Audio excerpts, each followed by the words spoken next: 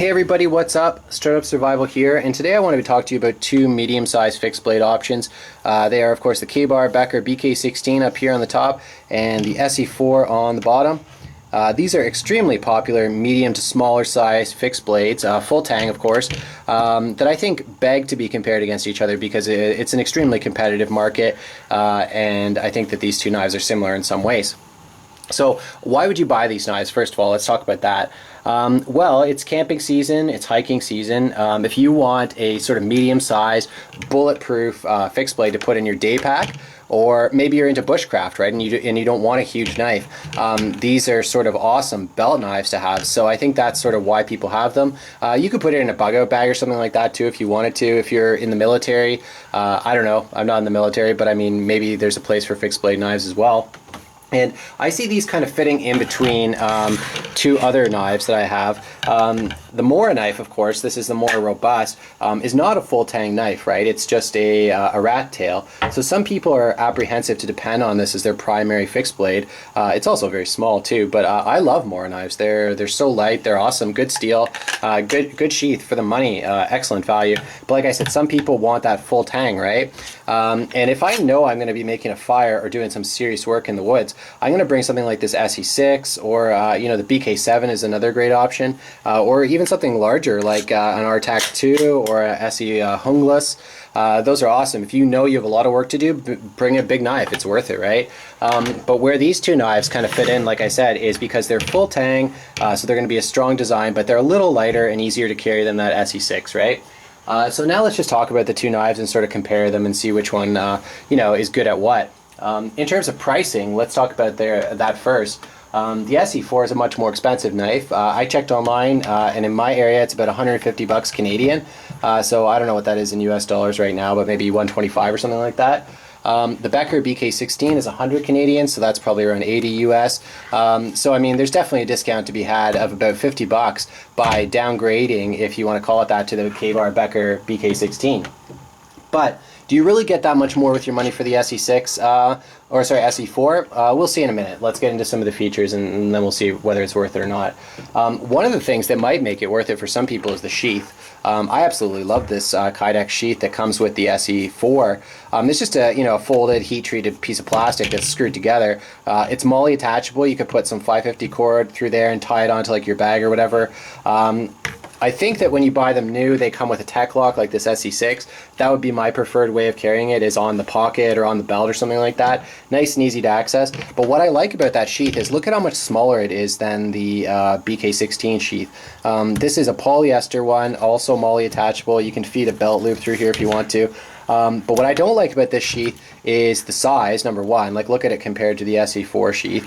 But also it's just, you know, a lot of work to sort of unclasp it, reclasp it, all that stuff. I've never actually carried it on the belt before. I just carry it like loose in my backpack, and when I need it, I just take it out and, you know, go to work, right? But going back to the value thing, that's one of those extras you get with the Esee4. So if you're not happy with this sheath, if you really hate it or you don't think it's going to work for you and you're going to want to upgrade to Kydex later, just save yourself the money and just buy the Esee4 right now, because by the time you put a Kydex sheath on this, it's going to be 150 bucks in total, right? Which is the exact same price as the Esee4. Another thing that people would be willing to pay extra for the Esee4 is the micarta handles. You can also get it with G10. There's a few different variations of this knife, but a lot of people consider these handles to be an upgrade over the Zytel handle on the BK16. But since we're on the subject of handles and ergonomics, let's just have a look at those handles a little closer, because it's not as simple as material. I think there's more to it than that. On the Esee4, of course, the micarta provides a little bit more traction than the Zytel, I guess, that's true. And they're flat, right? You can see that they're just flatly, you know, torqued onto the handle there. And on the BK16, these are three-dimensional. That's something I like about it a little bit better. So where I see these knives sort of having their strong suits, I think that the Esee4 is probably better for detail work. So if you need to choke up on it, you have that secondary choil there, so you can get closer to the cutting edge and really put some pressure to do some fine work. Whereas the BK16, although they're similar size overall, I think that that three-dimensional handle is more comfortable in the human hand. And I think that if you really need to power down on something using your full grip, I think that the BK16 is just a little bit better. In terms of steel and blade size and all that stuff, they're both a 1095. The SE4 has the Rowan heat treat on the 1095. Some people seem to think that's important. I personally have not noticed a difference, so I can't really comment on that, but to me 1095 is a good outdoor steel. It holds its edge for a long time. It's a carbon steel, so you got to be careful or it will rust or get patinaed. That's why these two blades have a coating on them, right, to prevent rusting, and I think that's a great idea. Some people remove the coating, right, and they prefer that sort of more classic look, and that's totally cool. I've never done it, but the coating will stay on there a long time. It'll save you a little bit of a headache out there with the rust. So I recommend just leaving it on, unless you really know what you're doing, right? In terms of weight, they're similarly weighted knives. I honestly don't think one is heavier than the other. Maybe I'm wrong. I don't know. They feel similar to me. The blade length on both is 4.5 inches.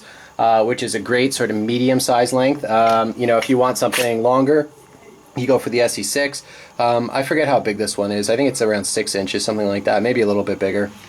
But yeah, 4.5 inch blades, FFGs, 1095 steel, and in total, the BK16 is 9.25 inches, so it's just a little bit longer than the 9 inches of the SE4. But overall, extremely similar size. I just think that the handle is a little bit longer on the BK16, so that's awesome.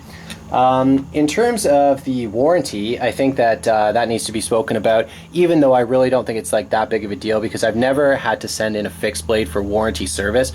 Some people do. Some people chip them out. Some people bend them. It depends what you're doing. It depends how abusive you are, perhaps, with the knives, or how hard you are on them.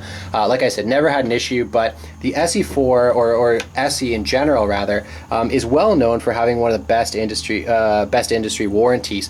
And that's basically, you can do anything you want to with this knife. You can bend it, you can break it, you can smash it, you can shoot it, and apparently they'll replace it. I don't know if you want to take that literally or not. I've never tried to destroy my Esee knife and send it back, but I believe that they're known in the industry for having sort of a bulletproof warranty, and that's pretty cool. The K-Bar Becker BK16, I'm assuming it has a standard sort of factory warranty where it's insured against defects and things like that, but if you destroy it purposefully, you're SOL, right? And I think that's fine. I honestly think with fixed blades, there's no moving parts here like a folder.